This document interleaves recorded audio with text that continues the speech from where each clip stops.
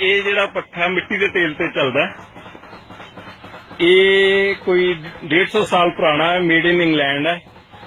ਉਸ ਟਾਈਮ ਦੇ ਵਿੱਚ ਇਹ ਜਿਹੜਾ 1 ਲੀਟਰ ਤੇਲ ਦੇ ਨਾਲ ਕਰੀਬ 12 ਘੰਟੇ ਇਹ ਚੱਲਦਾ ਹੈ। ਇਹਦਾ ਮੈਕੈਨਿਜ਼ਮ ਪੱਖੇ ਦਾ ਇਹ ਕਿਸੇ ਰਿਆਸਤ ਵਿੱਚੋਂ ਆਇਆ ਹੋਇਆ ਇਹ ਪੱਖਾ, ਸਿੱਧੂ ਰਿਆਸਤ ਦੇ ਵਿੱਚ ਆ ਚੁੱਕਿਆ। ਇਹਦਾ ਮੈਕੈਨਿਜ਼ਮ ਜਿਹੜਾ ਹੈਗਾ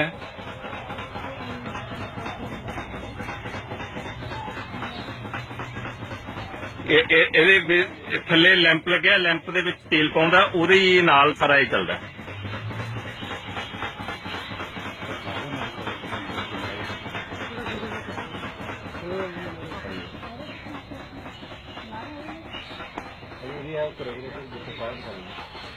ਹਾਂ, ਇਹਦੀ ਜਿਹੜੀ ਫਾਇਰ ਹੈ ਉਹ ਇੱਥੋਂ ਚੱਲਦੀ ਹੈ,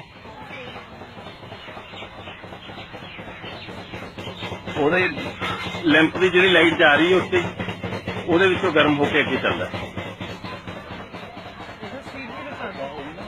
ਹੁਣ ਇਹਦੀ ਸਪੀਡ ਹੌਲੀ ਹੌਲੀ ਜਿਵੇਂ ਜਿਵੇਂ ਸੇਕ ਵਧੀ ਜਾਂਦਾ ਉਹਦੀ ਸਪੀਡ ਵਧੀ ਜਾਂਦੀ ਹੈ। ਹਾਂ,